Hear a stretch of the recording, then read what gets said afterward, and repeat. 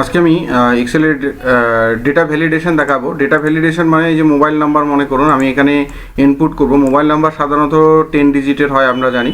তো এইভাবে data validation করা হবে যে 10টার বেশি বা কম করা যাবে না এন্ট্রি, মানে 10টা সংখ্যাই এন্ট্রি করতে হবে। সেটা কিভাবে দেখুন।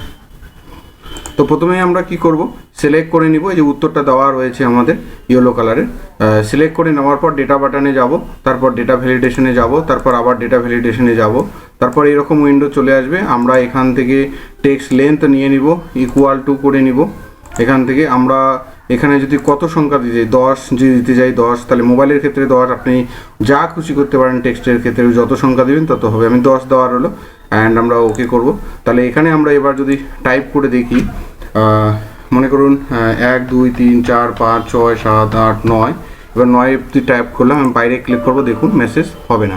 আর আপনি একবার টাইপ করলে 10টা ডিজিটেই টাইপ করতে হচ্ছে, দেখুন। কারণ 10-এর কম করলেও নিবে না, বেশি করলেও নিবে না, 10টাই করবে। তাহলে আমি 10 করছি, 1 2 3 4 5 6 7 8 9, আর একটা 0 দিয়ে দিচ্ছি, দেখুন 10 ডিজিট। তাহলে দেখুন 10 ডিজিট নিয়ে নিচ্ছে।